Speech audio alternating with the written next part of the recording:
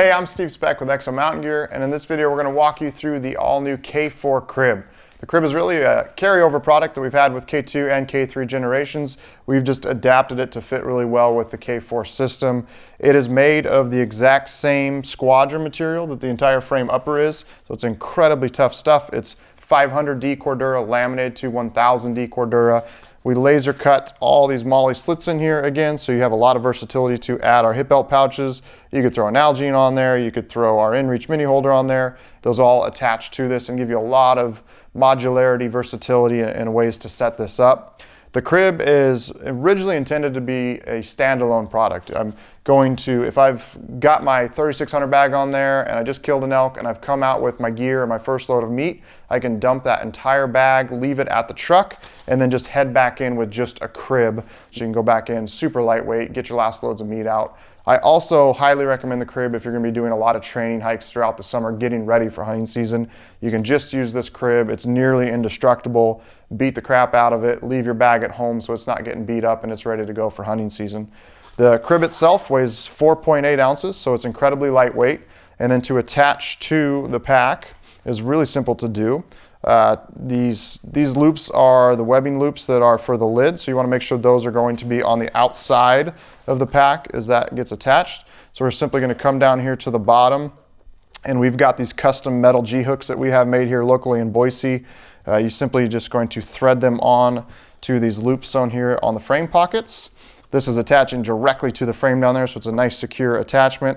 And then there is some adjustability built into the webbing here, but really I want you to keep this tight so that when we bring the crib up, we're forming kind of this wedge just like the bag does. So it's just going to come straight off the frame and up. K3 attachment set up a little bit higher and you're kind of looping down. We're just kind of getting rid of that loop portion, just attaching nice and tight to the frame and then coming up to the top of the frame. To get to the top, it's really easy to do. 1-inch custom metal G-hooks.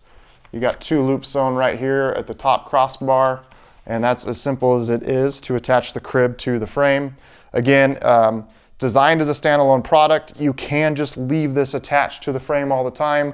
It basically gives you a little bit more of a shelf to attach loads of meat to. Some guys are a big fan of it. I personally always just have a crib in the truck. I don't use it when I've got a bag because they're really serving the same function, but you can leave it attached if you like. Some guys, again, prefer it that way.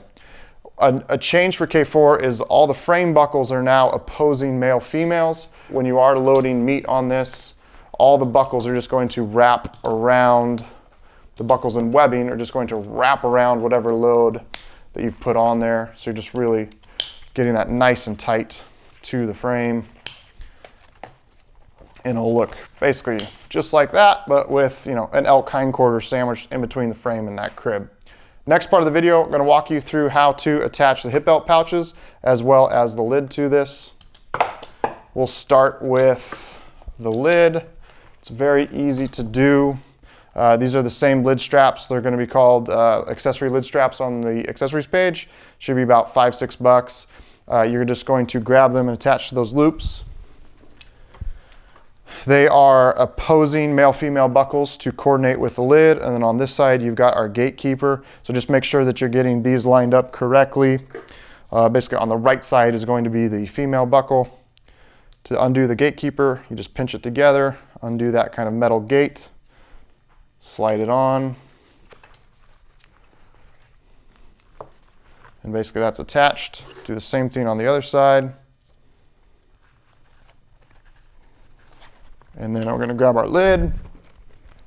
You've got the ladder locks that are on this side. They're going to thread to your 2 straps at the top of the frame. So you're just going to thread those through. And then here on the lid side, you're simply just going to attach those buckles. And again, you could be a killer lightweight setup if you wanted to run just this setup with like a super light dry bag. If you had a specific hunt where that would be ideal for, it's a way to kind of add a lot of modularity, customization to the existing K4 frame. And then you can also put any of our MOLLE accessories here on the face of that. I'll show you how to attach a hip belt pouch right now. As with all the MOLLE, it's really simple to do. You just take the tabs that are sewn to the accessory itself, start at the top, and go through the first set of holes. And the next portion, and kind of pull those down so they're all the way snug tight. And the next portion is go through the next series of holes, slots cut into the back of the accessory. Pull tight. One last weave through the crib.